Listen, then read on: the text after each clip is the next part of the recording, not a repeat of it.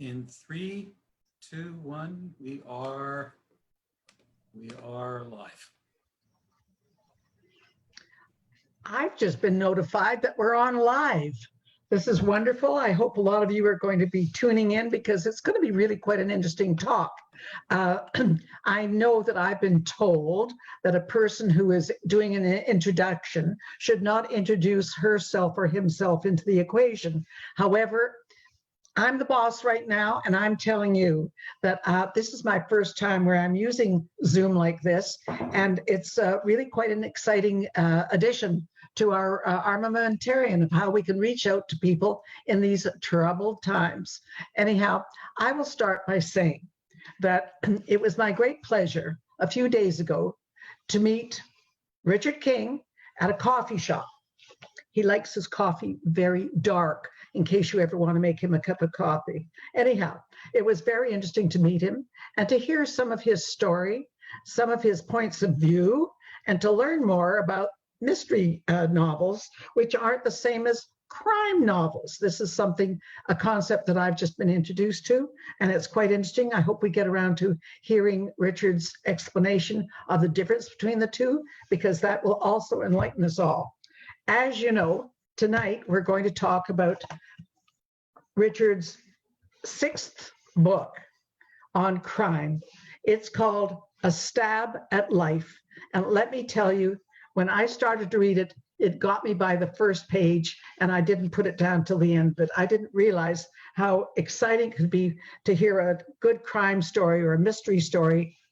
There's a difference between mystery and crime, which Mr. King will explain to you, and how engrossing it could really, really be. A wonderful thing about this book is that it happens in Montreal, and it happens in locations that are familiar to most of us, because it all centers, even though the names are anonymous or slightly changed, we all know the area around Gursky Hospital. Gursky Hospital is one of the examples that Richard King has used to pay homage to certain writers. And those of you who remember, I wish I could see your hands put up, but I can't, about Gursky. If you will remember, there was a very, very popular book of Mordecai Richler called, I've forgotten now, Gursky, about Gursky. And Richard King's tribute to Mordecai Richler is by calling what we know as the Jewish General Hospital as the Gursky Memorial. Later in the book, he pays homage. He's very humble about this, and he pays homage to Louise Penny, because our police officer, about whom you're going to learn a lot, is sitting there reading Louise Penny. So I thought that was rather generous of Richard King, which is a bit of an example of what he's like. Now, I am told in the format that I should be introducing Richard King and give you a bit of a background. So that's what I'm going to do. And I think that many of you will realize what a gift he has been to Montreal and English writers in Quebec, Canada, and elsewhere. He was born in Montreal, and for some reason or other, which maybe my grandchildren might understand, he wasn't crazy about going to school, and he was actually a school dropout in grade 10. I'm sure his parents weren't thrilled about it, but he remained dropped out for several years, at which point he had a few adventures in life. One of them was that he worked for a while at a camp, quite left-wing, which was the fashionable thing or political way to take some years ago. But he wandered around, he had a lot of jobs, but ultimately he came back to wanting an education, and because it really, really drew him. So he went to Sir George Williams as an adult student, and there he became energized, and his talents came forward and he was able to use them. There was one professor in particular who really seemed to have been a mentor to him. The professor went on to the University of Rochester, and Richard King followed this professor to the University of Rochester, where he got a master's degree in contemporary, oh my goodness, I'm going to get it right, in modern French history. And he has a master's degree in that. And his love of French is very evident, for when you read the book,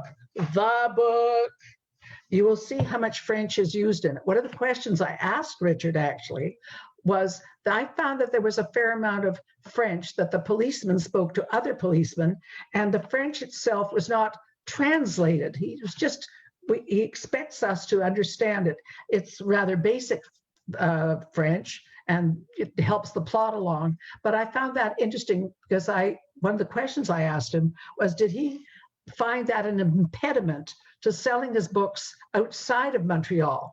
And he said, not at all, because he thinks it's simple enough and people from the context should be able to find out what it was about.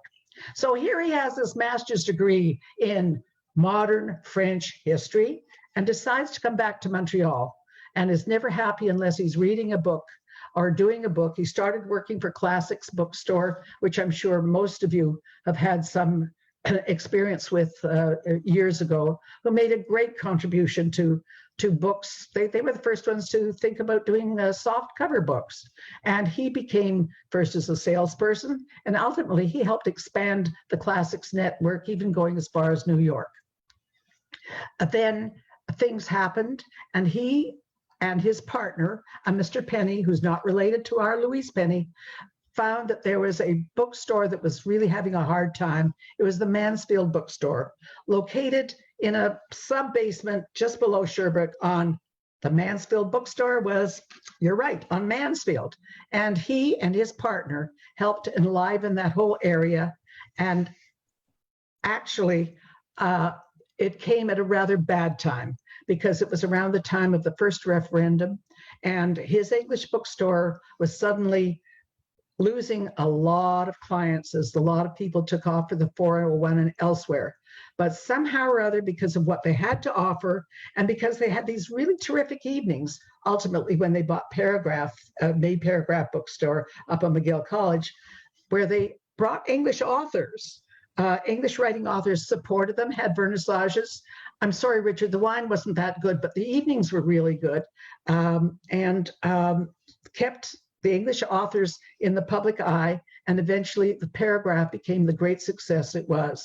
There was a lot of amalgamating of other stores going on. You remember Cole, you remember W.H. Smith. They joined together and got this behemoth called Chapters, but by golly, Paragraph had a special niche and fulfilled it. And actually, Paragraph was one of the first stores to introduce the concept of having coffee. Of course, you couldn't have coffee and read a book unless you had bought the book. So that was a very, very good combination. And Paragraph really fulfilled a great spot in our hearts in Montreal. But about 20 years ago, Paragraph was sold. Times were a changing, and at the time just seemed right. I know Videotron, and was thinking of buying Paragraph and spreading it around the world. Well, that didn't happen. But what did happen to our benefit is that Richard King started to write books on his own. And he has written 6 mysteries and 2 memoirs. And let me tell you, having read this mystery story, I hardly recommend him. And this is a plug. They sell them at Paragraph Bookstore, which has a takeout service. You just have to phone and say, can you bring it to the curb? And they will do it for you. So anyhow, I'm going to turn you over now to Richard King. And I have oh, excuse me, I forgot to say one other thing that he did, and I don't know how he manages this with the time he had. On the CBC Weekly, he was doing not a book review, but a book report. He considers those 2 separate things, and rightly so. So every week he was doing a book report on CBC to alert people to what was available, not if he thought it was a great book or not a great book, but he would tell the story so people could make their own decisions in their own sweet time. So he's made really a great contribution to English literature in Quebec and elsewhere. So I have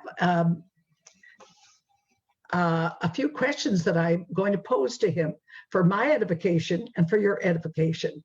So this is how it goes. First of all, I didn't know how he knew so much about policemen and their hierarchy, but he said that's what he learned on the job.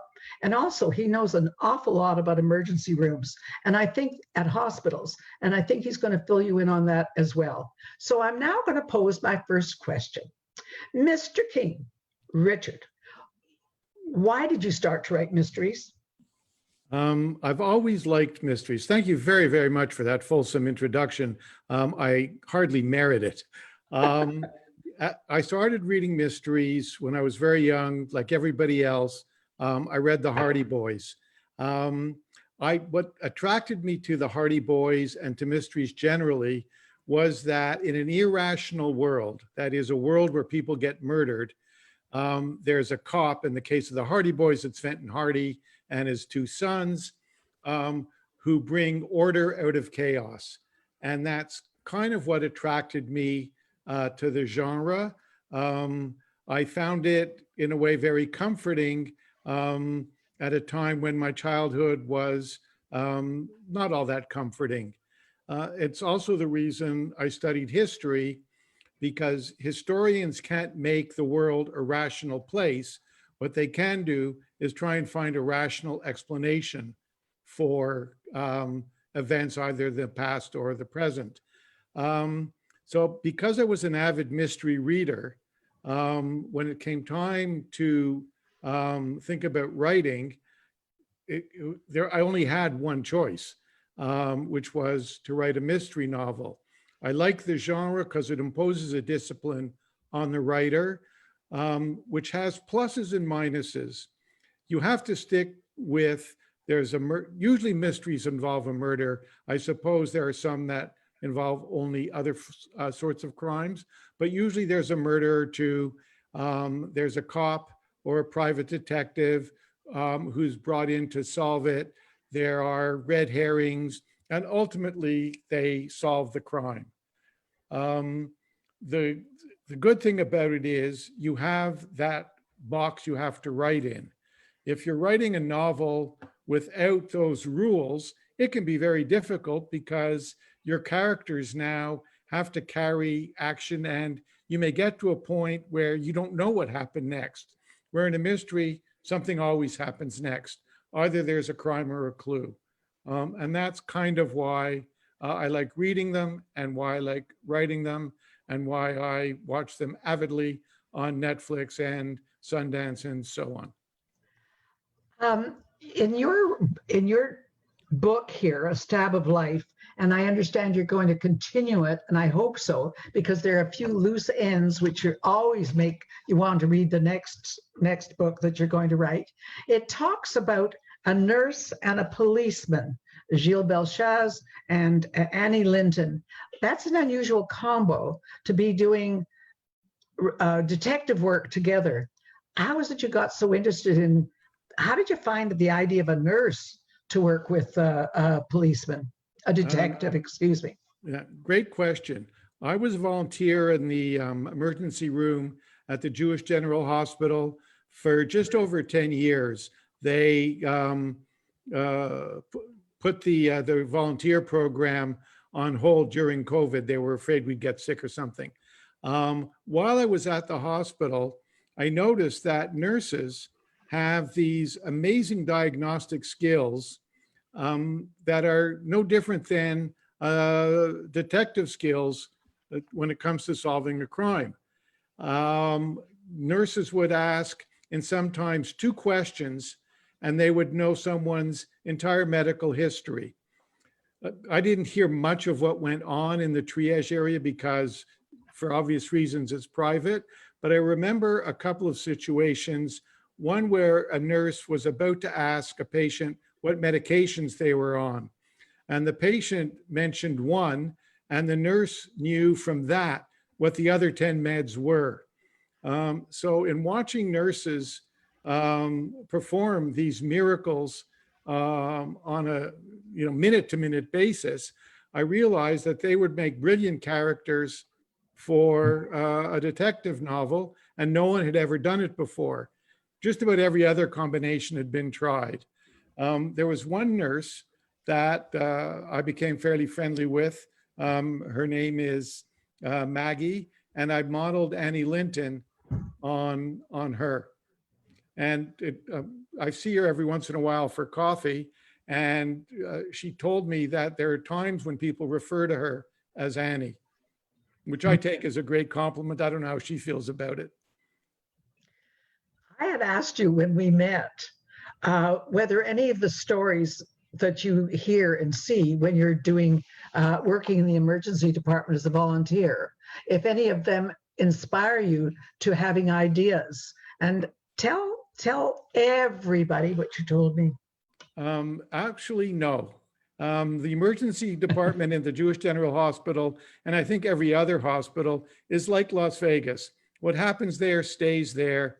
And, you know, during volunteer training, it's emphasized again and again and again, you cannot speak about what happened there. Even if, you know, your best friend turns up, you can't tell anybody. And the best friend has to know that. You know, if they want to talk about having been in the hospital, they're free to do so. But the volunteers and the staff will never break their confidence. So even though there may have been some terrific stories, I can't use them. I have to make everything up. It's a pity, but I don't know how you got to know so much about the hierarchy of policemen. I assume it's everywhere, but in Montreal, I was really impacted with that because Gilles Belchaz, who sounds like a real good guy, started off as being a patrol person and ended up being in the Major detective Crimes section. Division. Yes. Yeah. How did you learn so much about how police hierarchies work? While I was in business, I had the unfortunate experience of being, let's put it generously, being taken advantage of in a criminal fashion. And of course, I called the cops. In one case, it was a roofer who went around bilking people. I wasn't the only victim. And I spent a fair amount of time with this woman as she was trying to catch him and resolve the case. And I went to their office, which was in the shopping center way out east, Place Versailles. I don't know if you know it. And I thought that was a brilliant place to put the Major Crimes Division because you would never find it, even when you were invited as a witness or a victim of a crime to meet the cops there. It was almost impossible to find the elevator that took you up to the cop floor. I'm pretty sure the Major Crime Division has moved from that location, but I like it. And because I'm writing novels, not reporting, I can put the Major Crime Division wherever I like. And I put it where it was during the period when I was having relations, business relations, I suppose you would say, with cops. Also, one of the businesses I owned was a shopping center on the West Island, and the cafe in that shopping center was the hangout for all the cops in the neighborhood. So I did research with them by hanging out and having coffee. And donuts. Actually, this place did not serve donuts. It You're was kidding. Huh. more of a restaurant. I've actually never actually seen a cop eat a donut. I'm sure they do, but I've actually never seen it. I've seen them drink a lot of coffee, but I've never seen them eat a donut. Well, how myths get started. But I do remember one line from your book about this Place Versailles, where the crimes unit was being held. And I liked the line a lot, and I took the trouble of writing it down. And if I can see it, it'll be good. It said, talking about the detective's office in that mall, it says, describing going there, it says, his square office held the inexpensive furnishings provided by the city that did not spend money on things that couldn't be seen. I thought that was lovely. And actually true. I've been in police stations, both the main station in Montreal and Major Crimes Division and the station on the West Island. And the furniture is really low rent. And I guess there's no point in spending money on flashy furniture because no one, well, let's say no one worthwhile sees it. They don't care what the criminals see. And I guess no one else matters all that much. Well, a particular criminal, and I'm not going to do a spoiler, much as I'm aching to do it, was a bit of a high rent guy. who had fancy furnishings and was brought to this office, and he had a bit of a disappointment in that he wasn't been giving more honor than he should be, even though he himself was a prime suspect. You've written other books other than crime novels. I know that you've done some memoirs. Would you talk about that? Yeah, sure. I've worked on biographies of other people.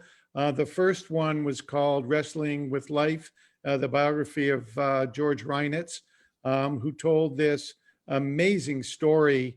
I'm sure everybody knows George. He donated a wrestling center to the YMHA, a great philanthropist and a great guy. When he was 12 years old, he was taken to Auschwitz just after his 12th birthday in May of 1944, and he was liberated by the Russians in January of 45. And like all Auschwitz survivors, he had nothing. But because he was young and kind of adventuresome, his memory of events are a little bit sort of teenagey, if I can use the term, than most. And he talks about after the liberation of all the inmates were hauled around Eastern Europe by the Russians. They weren't mistreated in any way. They were fed. They would show up in a city and were told, if you want to go into the city, feel free to do so. However, keep checking back with the barracks because we don't know when the train is leaving. In any event, he made his way back to Hungary, discovered that his family had been murdered, made his way to Canada as part of the Orphans Project. And in the less than 10 years after he arrived in 1948, and remember, he spoke no English at that time. He spoke Hungarian, German, Russian, Hungarian, German, Yiddish, and a little Polish. He, in less than 10 years, started a business and became Canada's flag bearer at the Maccabee Games in 1957, and went on. That would be enough for anybody in a 10-year period. He went on to accomplish much more. The second biography I worked on was Aviva Patak's book, which she entitled The Making of a Family.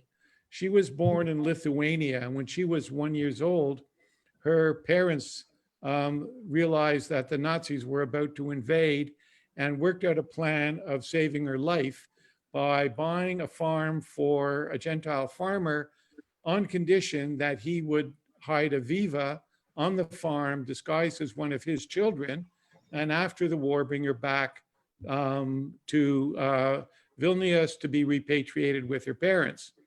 The farmer lived up to his end of the bargain, even though it must have been difficult because the Nazis would inspect his farm and wonder who this little dark-haired girl was mixed in with his two blonde daughters. But he was able to save her life.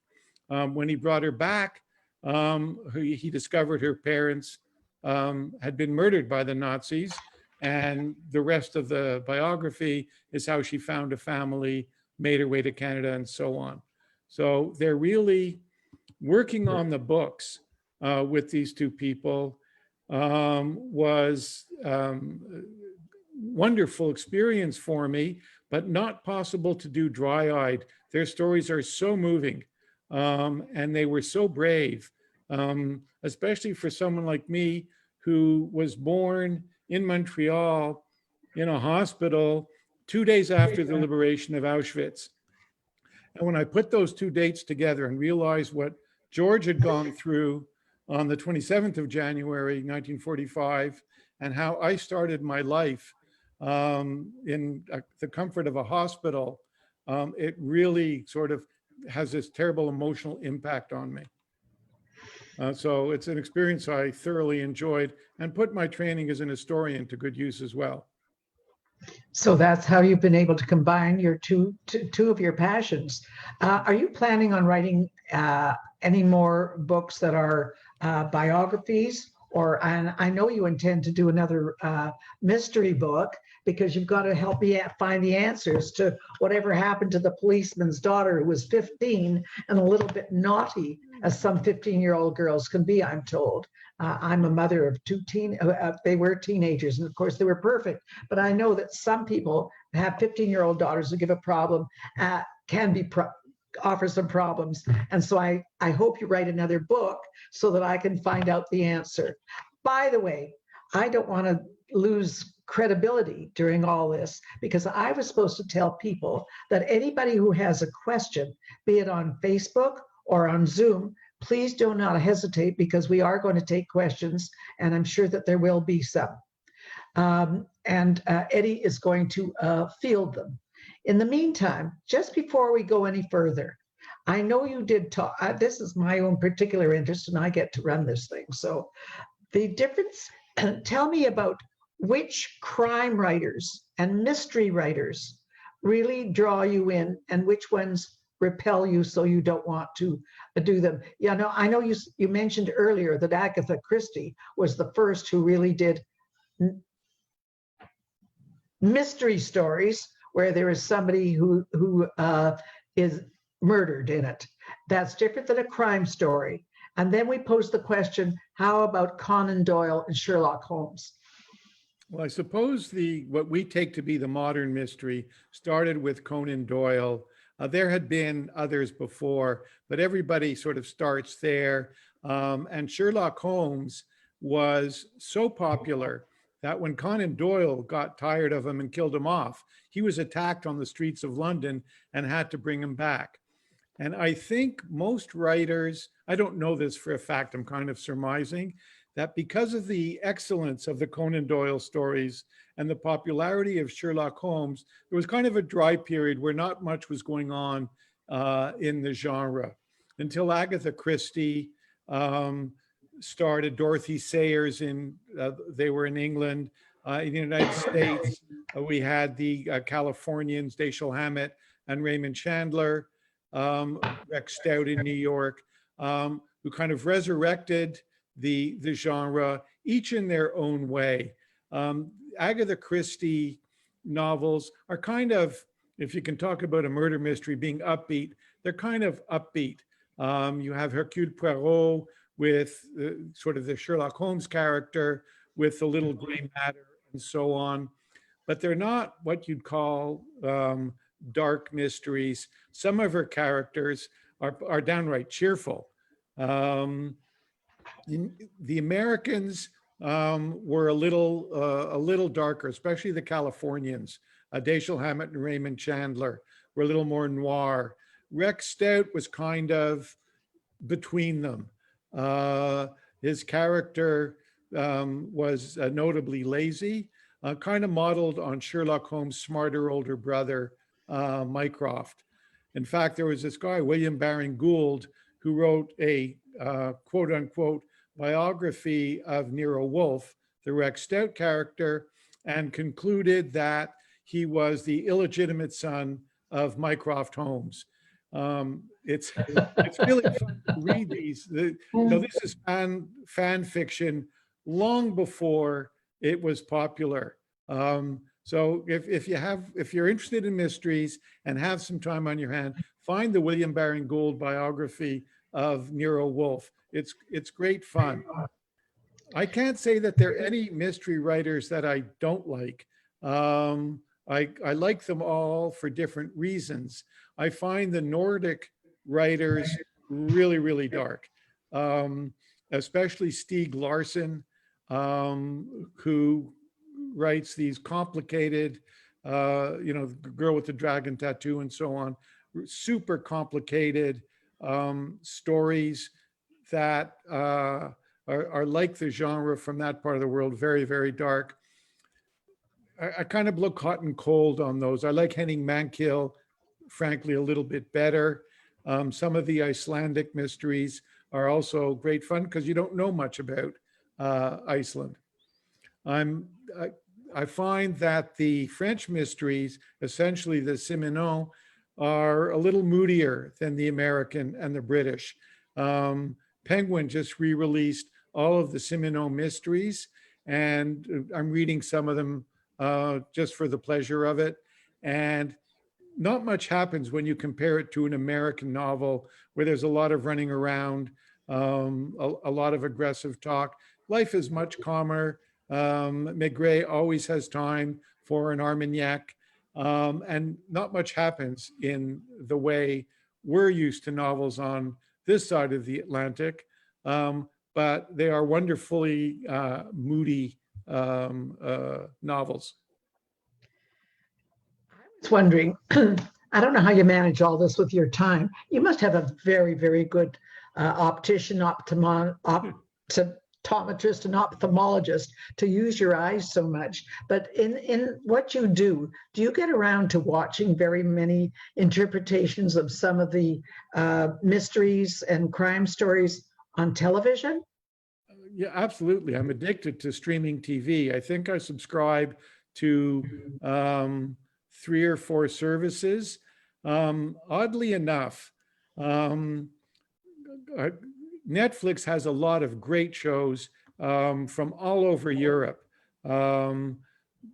which they present, with subtitles. And I'm addicted to those.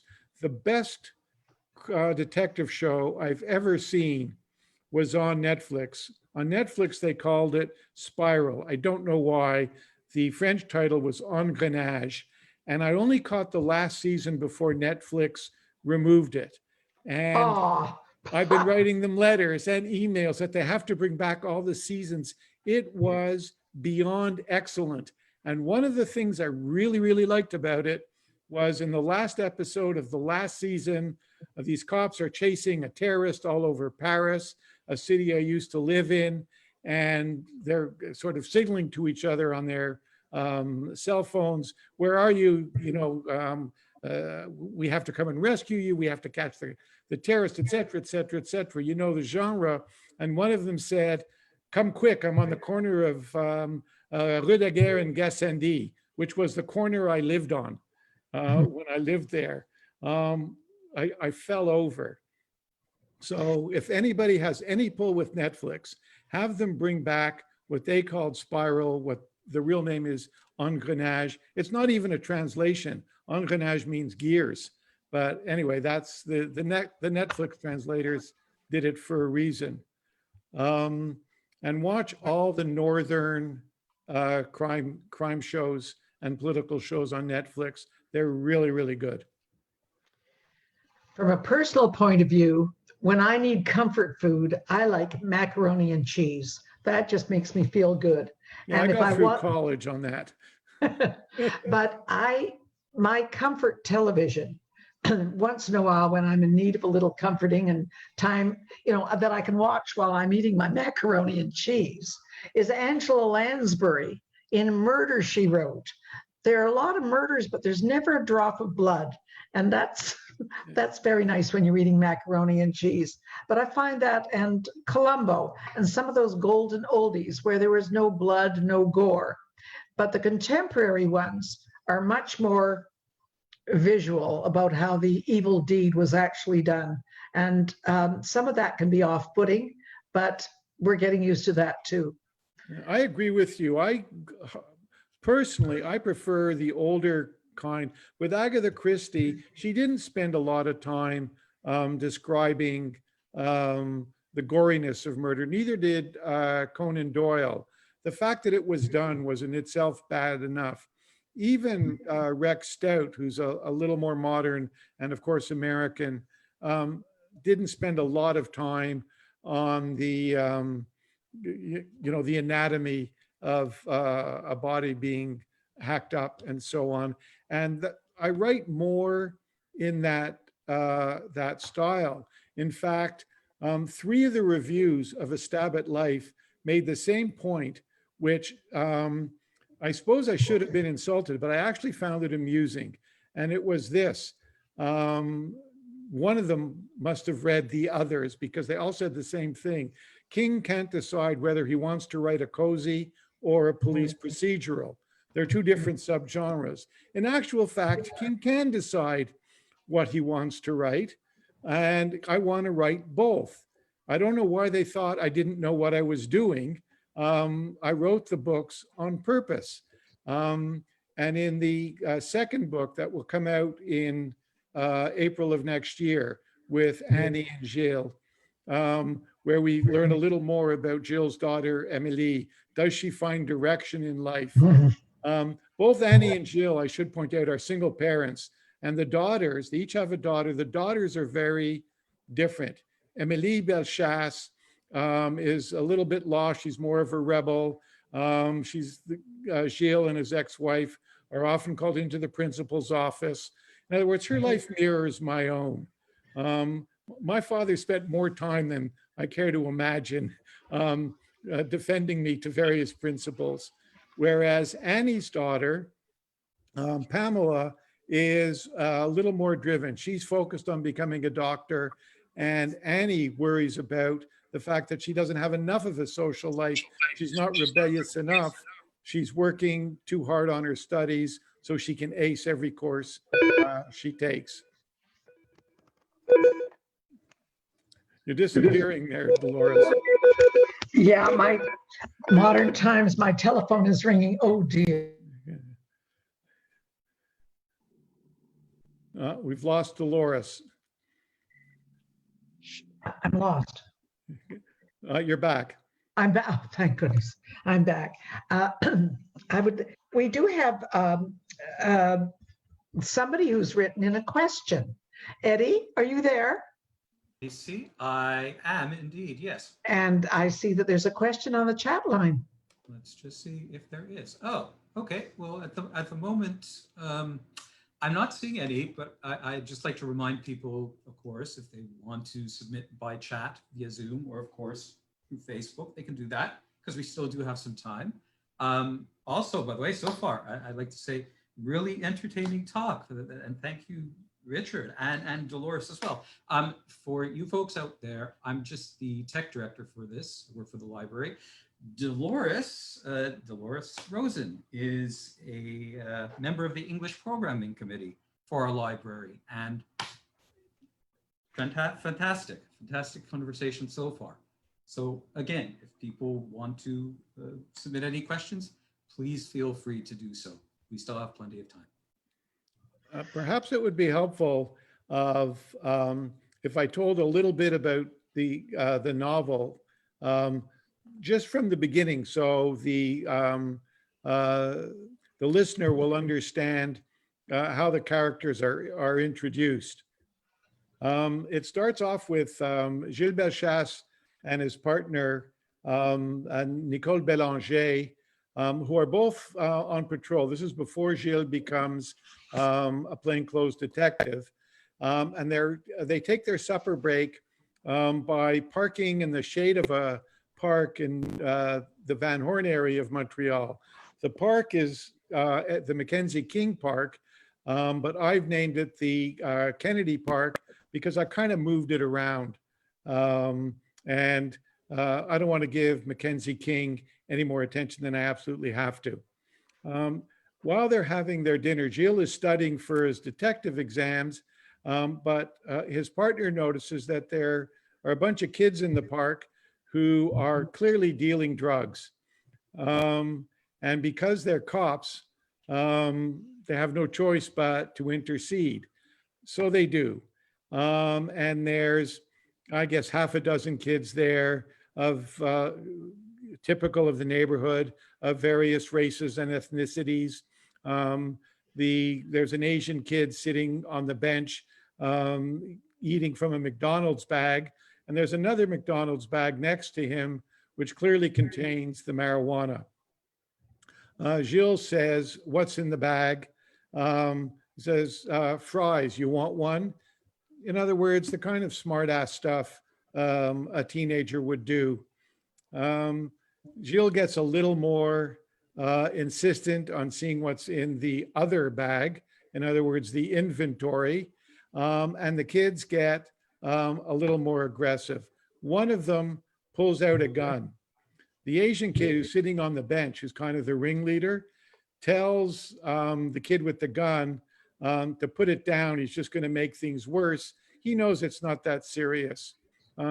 in the process of lowering his gun, he really by accident shoots Gilles in the only unprotected part of his body. He's wearing a vest, but his midriff is unprotected.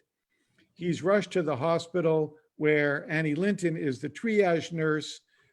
She takes over his case until the OR doctor can get down to bring him up to the operating room to perform surgery. Following that experience, Gilles is off for a couple of months recuperating, studying for his detective's exam. And when all of that is done, he comes back to the hospital with flowers to thank Annie. They meet, he asks her out, and they become a couple. And that's how it starts, that she becomes critically important in helping him solve crimes. There is one other line that I like from that particular part of the book where he says that it is said that Gilles was careful not to get any of nature's detritus on his clothing as he was going in through the park the second time. I like that line. I like a lot of your lines, but anyhow, that was one of them. So anyhow, I wanted to ask you one more time. Well, I don't know if I did it already or not, but I'm really curious if you have found that writing French sentences do you sell your book in Ontario, New York, London, where they would object to the amount of French in it? The publisher distributes the books wherever people want to buy them. With Amazon and Indigo, there's no limit to where people, the countries in which people can order the book. The purpose of using French the way I do is twofold. First is to signal to the reader that two French-speaking characters are actually speaking French to one another. And I do that by introducing the topic of conversation with a few French words. I purposely don't translate the terms because I figure the reader is smart enough to figure out from context what's being said. It's rare, there's no critical information being exchanged in these interchanges. So I've never had any complaint from readers from outside of Quebec. In fact, the only readers who seem to notice it are English readers inside Quebec. I know when I read books, I'm reading one now that's set in Mea culpa. No, you're not alone. I'm reading a book now that's set in part in Greece and in part in Jordan. And the author uses Greek terms and Arabic terms for things and doesn't translate them. And I have no trouble figuring out what he's talking about. And I kind of like it because it adds a flavor of the location to the novel. When writing about a city, you write about its landmarks, its streets and so on, and that gives a reader the sense of place. In fact, one of the critical things, I'm glad you brought this up because it allows me to digress to a very important point about mystery writing, which I had forgotten to mention before. And that is the 3 Ps of mystery writing. Good mystery books have a good plot, a terrific sense of place, and wonderful people, characters you can identify with. And I can't think of a mystery book that's worth reading that doesn't have those 3 characteristics. Everybody knows 12 Pines because of Louise Penny's books. I discovered quite by accident one day that there are people all over United States that have 3 Pines parties where they kind of like Harry Potter parties. They dress up as characters from Louise Penny's books and have parties in whatever part of the world they're in. I know this because I saw an invitation being posted on Louise's Facebook page to one in Delaware. And I thought that was just wonderful that someone would dress up like Gamache and so on and have these parties. People who have never seen Quebec, much less the Eastern Townships. You know a lot about New York between the wars from the Rex Stout novels. You know, a lot about London in the 19th century from Conan Doyle, and then more modern from Agatha Christie. Phyllis George, who writes these wonderful British mysteries, is an American. She lives in California. But she has this ability to write about London. Martin Cruz Smith writes wonderful books set in Moscow. He's also American. So somehow they have this sympathy for the place they write about, even though they're not from there. You had suggested to me that you might read us a page or two from your book. Could you do it? Well, I'll read, I've kind of done it in narration, but I'll read the opening paragraph just so you get a sense of the style. Well, the opening paragraph or two. It starts, the chapter is headed, Put the Gun Down, Dude. So the reader knows there's, at some point in this chapter, there's going to be a gun. And it starts this way. Constable Gilles Belchasse looked forward to an easy shift on that warm evening in May. Spring weather did a lot to inhibit the kind of mischief that would require police attention. Gilles was, however, to look back on that evening as the catalyst that would lead to his transformation from idealistic cop to more seasoned detective.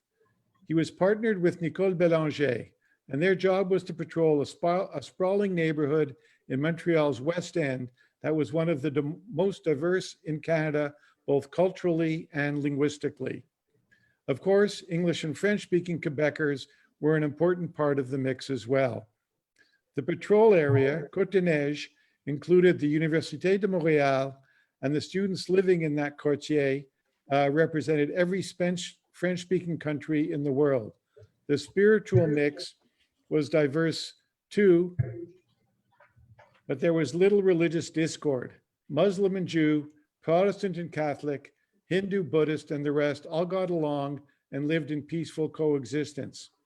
Gilles and Nicole had very similar attitudes towards policing.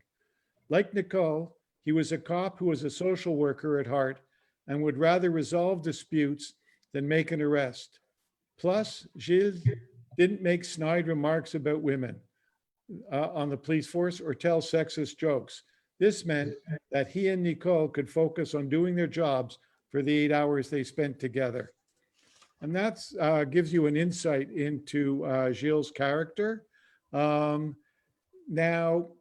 I know he's a little bit, it sounds like a little bit of a goody two-shoes, but I'm making a point there about some of the cops I know. There was one in particular I knew from the West Island. His name was Gerardo Lodico, and he had no boiling point. If he had a confrontation, usually with a teenager who got super aggressive, Gerardo didn't react. He would always be the calming influence and was able to resolve disputes just because of his calming presence, rather than escalating disputes, which would sooner or later get out of hand. We see a lot of that, especially in confrontations with Black people. And I don't want to take away from that, but I think there are cops, and it's probably a minority, who are more social workers than aggressors. Then defunding the police really has already been put into motion, so to speak, when you have policemen of that type who act often like a social worker without bringing out a gun and doing bang, bang. I see that we do have some questions on the chat line. Eddie? Yes. Okay. You were talking about, Richard, some other writers before. Marae's just asking, what do you think of Daniel Silva? Well, now, that is an interesting question, because I kind of like his novels, but not what I sense are the political underpinnings of them. I don't know him other than as a writer, but I sense a strong rightward slant to his stories. And I'm what's called a red diaper baby. My parents were radicals. I was brought up in a very left-wing home. So yeah, that the slant of his novels kind of grate a little bit. But he does write terrific thrillers. And I also have a question from Toby, who's, you may have answered this by reading your excerpt, but she's saying, I'm an avid reader who shied away from killer dillers, as my aunt used to call murder mysteries. What could you say to encourage me to start reading that genre with your new book? Well, like my much more talented predecessors, like Agatha Christie and Conan Doyle, I don't spend a lot of time on the blood and guts. There's a murder, that's it. The reader doesn't have to be treated to the autopsy and long descriptions of body parts and innards and so on. The murder itself is bad enough. The point of the book is to solve the crime and to take the reader on an interesting tour of Montreal, to meet interesting characters, to follow the false leads and so on. It's not to shock or horrify. It's really to entertain. Remember the 3 Ps of mystery writing: people, place, and plot. And that's where I focus my attention. There's no P for blood and gore. We're still waiting. If anybody, again, wants to submit questions to the chat. How about me? How about me? Okay, Delores. All right. Tell me, are bookshops, independent bookstores, seeing a revival? Somebody intimated that independent bookstores are seeing a revival in people who want to hold a book in their hand, as opposed to listening to it on ebooks or whatever. Do you think there's still hope for independent bookstores? Absolutely. It's interesting you should ask the question, because I just had a long conversation via Zoom with a former book-selling colleague of mine. He owns a bookstore, or owned a bookstore called Bookshelf in Guelph, Ontario. He's passed it on to his children. And we've both noticed a resurgence of independent booksellers for a couple of reasons. One, ebooks and Amazon have kind of leveled off at about 20% of the market. So there's room for independence. Indigo is closing stores. They've closed 25 Kohl's stores. And in some of their big stores, they've reduced the amount of space they devote to books. So there's more room for independent booksellers to open and thrive. So there is a resurgence, I think, of independent booksellers. And even though Paragraph is owned by a larger company, by Renaud Bray, it acts like an independent bookstore. The manager of Paragraph is someone I hired when he was in Cégep. He was my son's babysitter. Now he has grown children well beyond babysitting age. And he's been there ever since, and he's done a wonderful job of keeping that independent flavor. The other thing that most people don't know is that the best place to own a bookstore on the planet, and I include every other country in which there are bookstores, is Quebec. Because of a very, very, very enlightened piece of legislation that was passed by the first René Lévesque government that protects Quebec-owned independent bookstores. And if every province in the country had similar legislation, there'd be a mushrooming of independent bookstores. But the How are they protected? How are they protected? What was that law? The law is that all publicly funded institutions below the level of a university, in other words, if you take government money, you have to spend it in Quebec on books.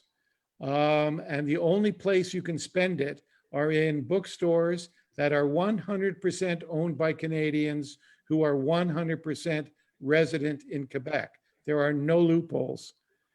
So that means ecologically, the taxpayer money stays in Quebec. Prior to this law, not only was money leaving Quebec for Ontario, which wasn't so bad, but a lot of book sales money was finding its way to France because the book business, the French book business, was dominated by Europeans. So the government was funding libraries and all that money was leaving the province. So the minister in charge was this guy named Denis Vauchois, whose wife owned a bookstore in Sillery, Quebec. So he knew a little something about it, but it protects all of us equally. As it turns out, I didn't know what happened to Denis Vauchois. It turns out he's on the board of directors of my publisher. So we've come full circle. He saved the Quebec independent booksellers, whether English or French, whatever, it makes no difference. We all are governed by the same law and we all do well under it.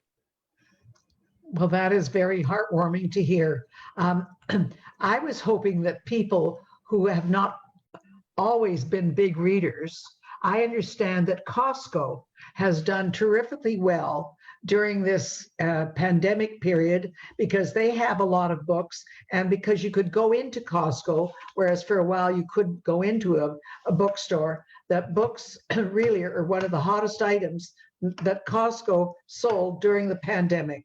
So I hope the appetite for reading has been whetted by people who might otherwise not have read things for quite a while. But anyhow, I think, Eddie, do we have any more questions or have we run the gamut? Don't have any more questions. Because it says 2 on my screen. Well, anyhow, I'm going to take this opportunity to thank you, Richard King, because this was meeting you was phenomenal. Hearing what you've done is phenomenal. Your books are phenomenal. And on behalf of the Jewish Public Library, I thank you for what you're doing for books in general. So this is my farewell. Thank you again. I know everybody who listened tonight learned a lot and was entertained. And hopefully they'll get out and read A Stab at Life. This is it. Good night. Thank you very much. Welcome.